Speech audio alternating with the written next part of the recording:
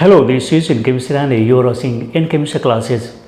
आज इस वीडियो में सीखेंगे कि व्हाट मिक्स और व्हाट ब्रिंग्स में क्या अंतर है। सेंटेंस कैसा होगा हम देख लेते हैं, क्योंकि ये एडवांस स्ट्रक्चर्स में यूज होता है, एडवांस स्पीकिंग में यूज होता है और ये बोलना आसान कर देता है। अगर आप टेंस अधिक नहीं भी जानते हैं, टेंस पर अधिक पकड़ नहीं भी है, तो कुछ ऐसे स्ट्रक्चर्स हैं जिसके बदौलत आप इंग्लिश बोल सकते हैं। लेकिन इसका मतलब ये नहीं कि आपको इंग्लिश में टेंस नहीं आए, बिल्कुल नहीं, क्योंकि इंग्लिश में टेंस एक रीढ़ की तरह है। जैसे शरीर में रीढ़ होता है, रीढ़, उसी तरह बैकबोन, उसी तरह इंग्लिश में टेंस बैकबोन की तरह होता है। बिना टेंस जाने कुछ नहीं होगा। लेकिन यहाँ पर व्हाट मिक्स और व्हाट ब्रिंग्स किस तरह के सेंस को एक्सप्रेस करता है, इसे हम जानेंगे। सेंटेंस को देख लेते हैं। जैसे आप इस कार्यक्रम में क्यों आए हैं, जैसे आपने कभी सुना होगा कि कैसे आना हुआ, व्हाट ब्रिंग्स यू हियर। आखिर किस रूल पर व्हाट ब्रिंग्स यू हियर हो गया, आपका यहाँ कैसे आना हुआ, आप यहाँ कैसे आए हैं, व्हाट ब्रिंग्स यू हियर, तो किस रूल पे हुआ। इसी तरीके से इस पर कई सेंटेंस को हम देखेंगे। फिर व्हाट मिक्स का यूज कैसे होगा, कहाँ होगा। सभी सेंटेंस एक तरह के लग रहे हैं, लेकिन किस में व्हाट मिक्स होगा और किस में व्हाट ब्रिंग्स होगा, यही देखना है। आप इस अवसर पर विचार क्यों कर रहे हैं, आप इस निर्णय पर क्यों पहुंचे हैं, आप इस सेवा के बारे में क्यों पूछताछ कर रहे हैं, या फिर कौन सा चीज इस स्थान को आपके लिए खास बनाता है, किसी रिश्ते को मजबूत क्या बनाता है, इस फिल्म को देखने लायक क्या बनाता है, या फिर आपको क्या प्रेरित करता है, आपको किससे खुशी मिलती है। इन सब चीज़ों को सिर्फ दो स्ट्रक्चर से ही बनाएंगे और वो हो सकता है व्हाट मिक्स या फिर व्हाट ब्रिंग्स। दोनों में से कौन होगा, क्यों हम यूज करेंगे व्हाट मिक्स और व्हाट ब्रिंग्स, हम इस वीडियो में देखते हैं, सीखते हैं। इस वीडियो के अंत में हम आपसे क्वेश्चन भी करेंगे, तो जरूरी है कि आप मेरे साथ बने। सबसे पहले हम बताते हैं यूज करना कि व्हाट ब्रिंग्स का यूज कब करेंगे। जब भी आपको रीजन के बारे में जानना हो, पर्पस के बारे में जानना हो। मान लीजिए आपके यहाँ कोई आया है और आप उस रीजन जानना चाहते हैं कि उसने यहाँ वो यहाँ क्यों आया, या फिर पर्पस जानना चाहते हैं कि उसके आने का उद्देश्य क्या है, तो आप व्हाट ब्रिंग्स का यूज कर सकते हैं। व्हाट और ब्रिंग्स, व्हाट ब्रिंग्स का यूज करेंगे कैसे। अब इसी सेंटेंस को देख लेते हैं कि आप यहाँ क्यों आए हैं। जैसा कि आपका यहाँ कैसे आना हुआ, व्हाट ब्रिंग्स यू हियर, उसी प्रकार आप यहाँ क्यों आए हैं अब देख लेते हैं। जैसे व्हाट, इसको याद रखेंगे, what brings you to this event, what brings you to this event, आप इस कार्यक्रम में क्यों आए हैं, what brings you to this event. अगर यही सेंटेंस किसी से पूछते हैं कि what brings you to this event, और कितना एडवांस स्ट्रक्चर हुआ, कितना एडवांस सेंटेंस हुआ, और इसी तरीके से जानना है। किसी भी चीज़ को अलग तरीके से आप बोलने का और लिखने का प्रयास करेंगे तो सुनने वाले को अच्छा लगेगा। इस सेंटेंस को देखेंगे। जैसे आप इस अवसर पर विचार क्यों कर रहे हैं, आप इस अवसर पर विचार क्यों कर रहे हैं। हम इसे प्रेजेंट कंटिन्यूअस में भी बना सकते हैं, लेकिन व्हाट ब्रिंग्स से कैसे होगा, तो हम क्या करेंगे, हम लिखेंगे व्हाट ब्रिंग्स, क्योंकि इसमें भी हम पर्पस को जान रहे हैं, हम इसमें रीजन को जानने का प्रयास कर रहे हैं। तो what brings you to consider, what brings you consider, what brings you to consider this opportunity,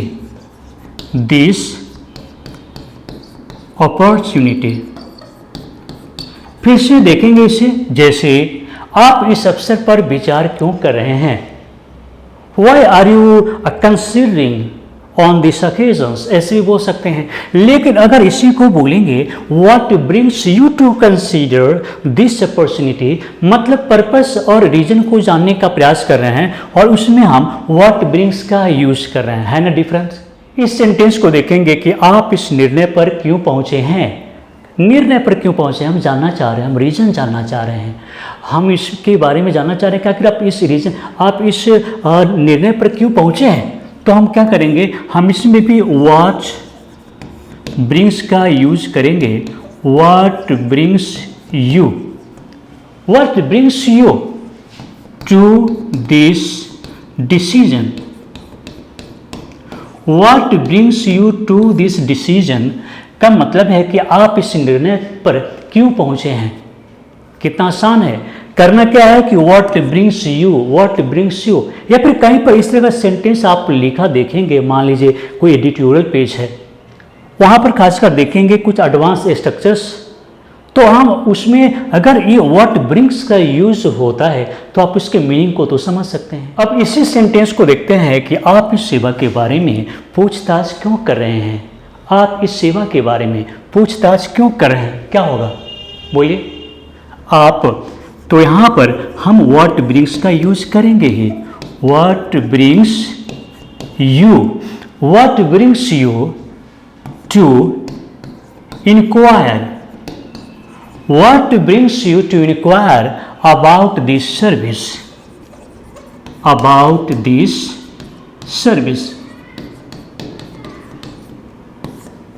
what brings you to inquire about this service, what brings you to inquire about this service।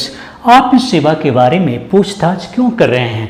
अगर देखेंगे ठीक से तो एक बड़ी sentence है और इसे बनाना आसान है, क्योंकि यहाँ पर हम what brings you, लेकिन इसके जरिए क्या कर रहे हैं हम कारण पूछना चाह रहे हैं, हम रीजन जानना चाह रहे हैं, हम पर्पस को जानना चाह रहे हैं। तो what brings के बाद हम देखेंगे कि what makes का प्रयोग कैसे होता है और क्यों होता है।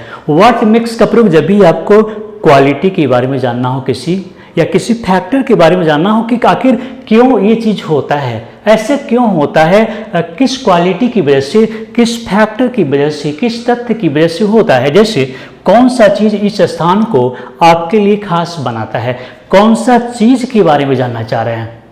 मान लीजिए हम बोलते हैं कि कौन सा चीज़ इस देश को महान बना देता है या किसी देश को महान बना देता है, तो हम फैक्टर के बारे में जानना चाह रहे हैं कि आखिर वो कौन सा चीज़ है। तो हम इसमें what makes का यूज करेंगे, तो कौन सा चीज़ इस स्थान को आपके लिए खास बना देता है। तो हम क्या करेंगे, हम लिखेंगे what makes, इसमें भी याद रखेंगे what makes और this place, what makes this place special to you, what makes this place special to you, what makes this place special to you। कौन सा चीज इस स्थान को आपके लिए क्या बनाता है, खास बना देता है। यहाँ पर देखेंगे जैसे किसी रिश्ते को मजबूत क्या बनाता है, या फिर कौन सा चीज किसी रिश्ते को मजबूत बना देता है, कौन सा चीज किसी रिश्ते को मजबूत बनाता है, या फिर किसी रिश्ते को मजबूत क्या बनाता है। हम इन सब चीज़ों में हम what makes का यूज करेंगे, what makes, और उसके बाद रिलेशन है ना, रिश्ते, what makes a relationship,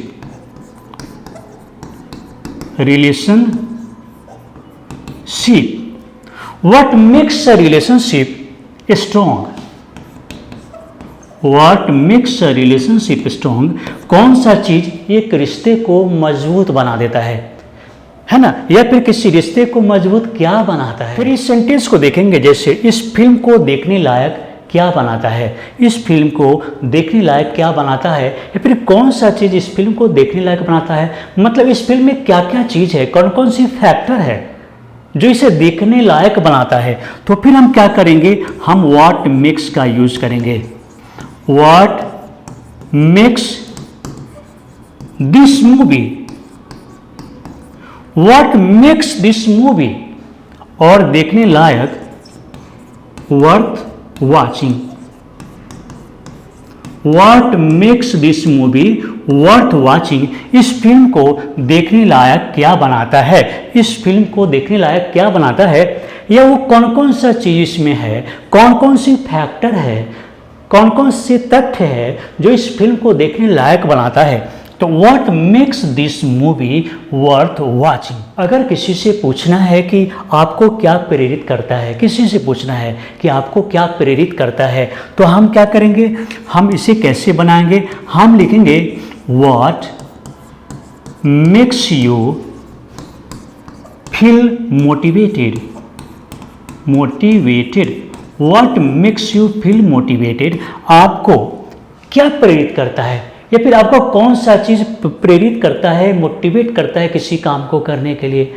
तो हम यहाँ पर फैक्टर को जानना चाहते हैं, तथ्य को जानना चाहते हैं, क्वालिटी को जानना चाहते हैं, तो हम इसमें क्या बोलेंगे, what makes you feel motivated. सबसे आसान सेंटेंस को देखते हैं कि आपको किससे खुशी मिलती है, आपको किस बात से खुशी मिलती है या कौन सी चीज़ से आपको खुशी मिलती है। तो हम क्या करेंगे, हम लिखेंगे what makes you happy, what makes you happy, आपको किस बात से खुशी मिलती है, आपको कौन से चीज़ से खुशी मिलती है, कौन सा चीज़ आपको खुश कर देता है। इसे बोलने के लिए हम बोलेंगे व्हाट मेक्स यू हैप्पी।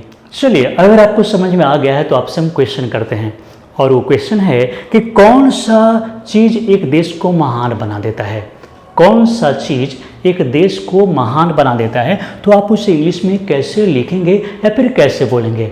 हम आपके एक एक सेंटेंस को, एक एक कमेंट को पढ़ते हैं और ज़रूरत पड़ने पर हम आपको गाइड भी करते हैं कि ये सही क्या होगा। अगर सही है तो बताते हैं कि आपका सही है। तो चलिए दोस्तों, इस वीडियो को देखने के लिए, लाइक करने के लिए, शेयर करने के लिए, चैनल को सब्सक्राइब करने के लिए आप सभी को बहुत बहुत धन्यवाद।